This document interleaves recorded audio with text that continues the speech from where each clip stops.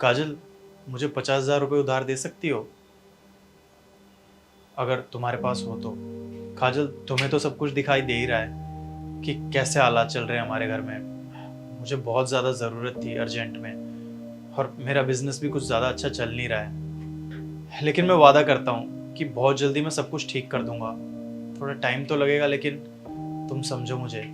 वैसे मैं सोच रहा था कि किसी बाहर से उधार मांग लूँ, पर उनके सामने हाथ फैलाने से अच्छा है कि मैं तुमसे ही उधार ले लूँ। काजल,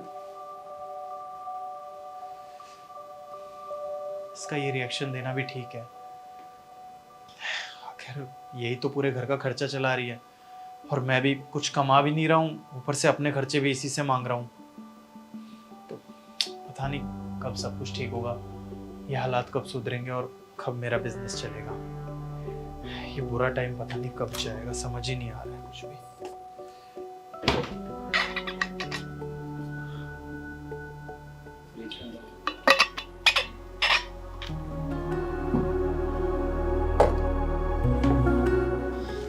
ये लो, इसमें पूरे 70,000 रुपये हैं। 50,000 तुम्हें चाहिए थे और 20,000 एक्स्ट्रा कहीं तुम्हें ज़रूरत पड़ गई तो। और बीवी से पैसे मांगना तुम्हें उधार लगता है?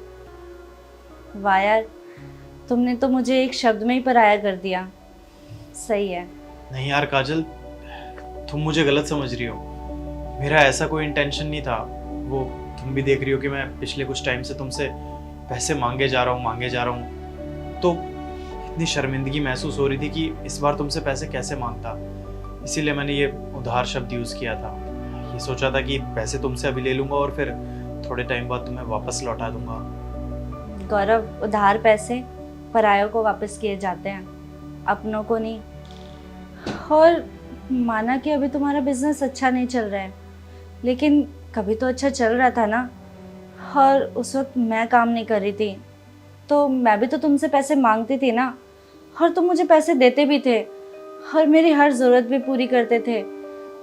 लेकिन तुमने तो मुझे कभी ये नहीं बताया या कभी ये नहीं जताया कि तुम मुझे वो पैसे उधार दे रहे हो या फिर तुम उन चीज़ों का हिसाब रख रहे हो।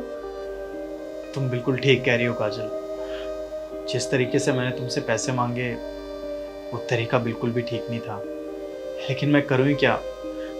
काम की, बिजनेस की इतनी ज़्यादा टेंशन रहती है कि डिप्रेशन में हो गया हूँ, और इतना मूड ख़राब रहता है कि समझ में ही नहीं आता है कि क्या बोल रहा हूँ, क्या कर रहा हूँ और क्या सुन रहा हूँ।